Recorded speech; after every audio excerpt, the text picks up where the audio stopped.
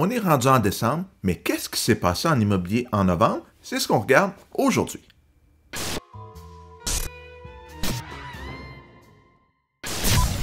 Donc, avant de commencer, je vous rappelle qu'on traite de l'immobilier dans le Grand Montréal, donc Laval, Laurentides, Lanaudière, Montérégie et Montréal, évidemment. On va commencer par parler des inscriptions aujourd'hui. On voit qu'en novembre, il y a eu 9500 nouvelles inscriptions environ. C'est plus haut que l'année dernière, qu'on avait eu un petit peu moins que 9000, 8900. Puis ça suit la tendance des derniers mois. Donc, ça veut dire qu'il y a plus d'inventaires qui arrivent sur le marché que comparé à l'an dernier, puis même comparé, tu regardais à 2022-2021, puis c'est comparable à 2020 au sortir de la COVID, où là, rendu en novembre, si on se rappelle, tout le monde mettait à vendre parce que le marché était fou, puis le monde voulait aller habiter à la campagne.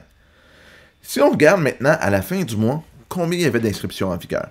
Bien, il y en avait 39 000, c'est à peu près semblable aux 2-3 derniers mois, donc l'inventaire reste stable, mais c'est encore plus que l'année dernière, mais on voit que l'année dernière, par exemple, il augmentait l'inventaire. Donc, ça va être important de voir, est-ce qu'il va y avoir une augmentation continue du nombre d'inventaires ou est-ce qu'on est pas mal rendu à un plateau où il n'y en a pas plus que ça? On voit qu'il y en a plus que l'année dernière, ce qui quand même nous donne une idée qu'il y a plus de choix pour les acheteurs sur le marché. Donc ça, c'est quand même intéressant quand on est un acheteur.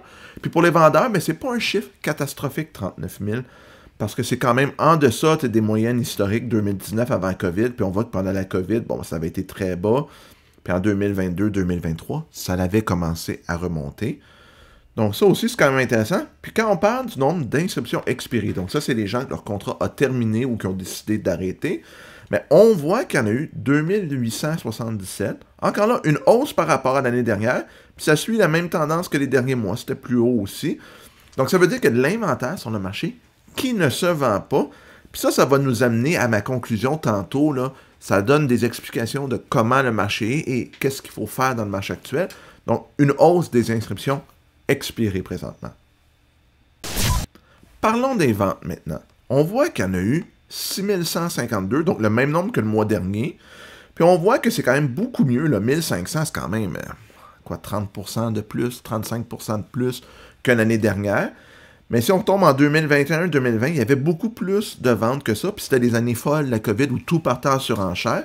Puis maintenant, ben, on voit un peu moins de surenchère. Donc, ça veut dire qu'il y a de l'activité sur le marché. Il y a des acheteurs, mais on n'est pas dans une ébullition folle. Donc, le nombre de ventes nous dit ça. Les prix, attendez une petite seconde, prix de vente médian. Donc, 50% des propriétés se sont vendues en dessous de ce prix-là, 50 par-dessus. On est rendu à 515 000, un sommet de tous les temps. Encore là, regardez, par rapport à l'année dernière, 455 000, c'est une hausse de facilement, là, 12-13%. Donc, c'est quand même appréciable. Donc, les propriétés ont monté beaucoup de valeur. Puis même quand on regarde les prix de vente moyens, on voit un peu la même statistique. Une hausse là, de 550 000 en 2023 à 608 000, 609 000. Donc, encore là, une hausse de 10% facile. Donc, les prix par rapport à l'année dernière sont en hausse. Mais c'est quand même pas... le marché est quand même pas fou. Donc, qu'est-ce que ça veut dire? C'est que les gens connaissent la valeur de leur propriété, ne les laissent pas aller à rabais. Le monde ne sont pas si mal pris que ça. Et, attendez une petite seconde. Et les délais de vente médians, on est à 38 jours. C'est quand même raisonnable. Un petit peu plus que l'année dernière. Puis ça suit encore là la tendance des derniers mois, mais l'écart par rapport à l'année dernière est moindre. Donc, il y a eu un petit regain de vie, je vous dirais, des gens qui ont décidé qu'ils voulaient faire le move avant 2025, ce qui fait que ça l'a aidé à réduire les délais de vente médians. Et pour les délais de vente moyens, on est rendu à 67 jours. C'est encore là 10% de plus, semblable. Donc, tu sais, ça veut dire quand même qu'il y a beaucoup de produits qui, tu sais, ils se vendent soit très vite. On dit 50% des produits se vendent en dedans de, disons, un mois, une semaine environ. Mais la moyenne, ça prend facilement 2 mois maintenant à vendre. Ça veut dire que pour avoir cette moyenne-là, il y en a que ça prend 3-4 mois.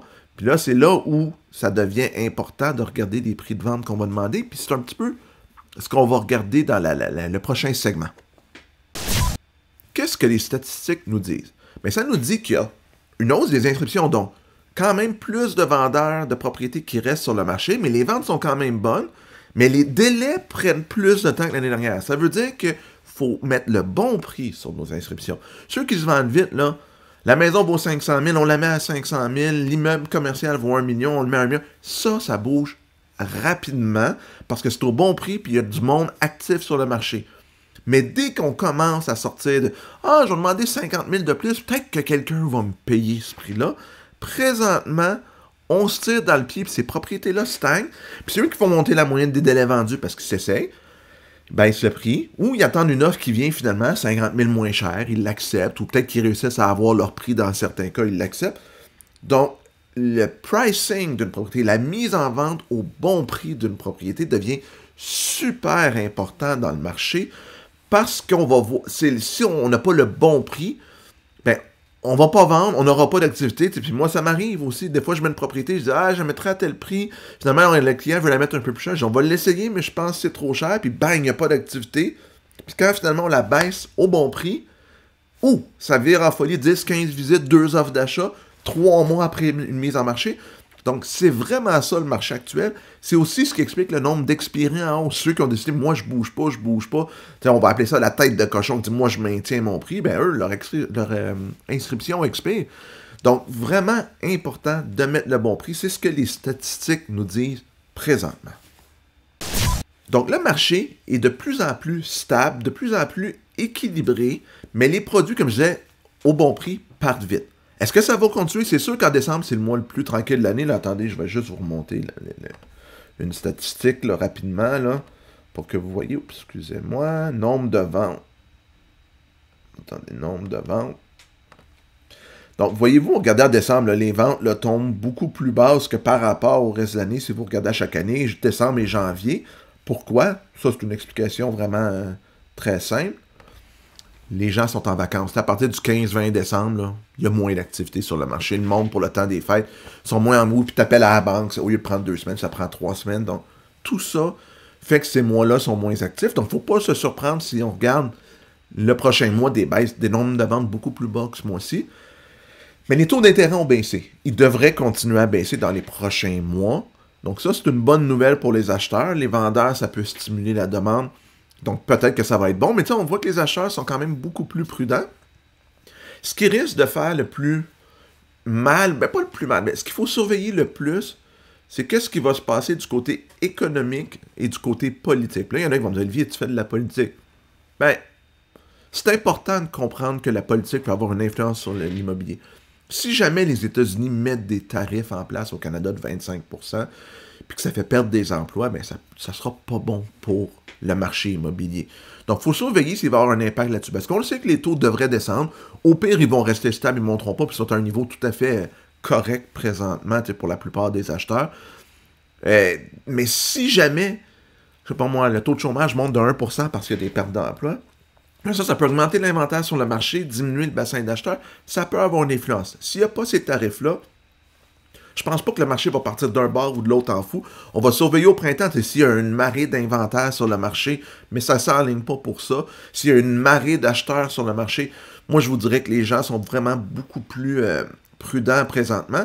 Donc je pense que le début de l'année va être sous le signe assez stable, à moins qu'il y ait une nouvelle économique ou politique qui change complètement le portrait. Puis on le voit qu'est-ce qu'il y a sur le radar. Si ça se matérialise, bien ça pourrait avoir un gros impact sur le marché immobilier. Ça va être super important de le surveiller. Sinon, je pense que le marché de décembre, janvier, février, mars, ça va être un marché comparable à l'année qu'on a eue, peut-être avec des hausses, mais pas des hausses fulgurantes, parce qu'il n'y a pas rien qui supporte une hausse massive des prix ou une baisse massive des prix.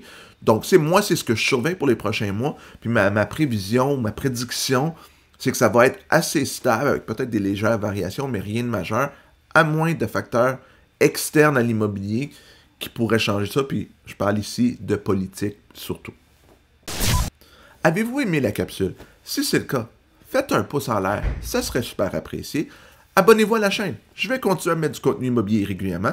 Puis on se revoit la prochaine fois pour notre capsule. À bientôt tout le monde!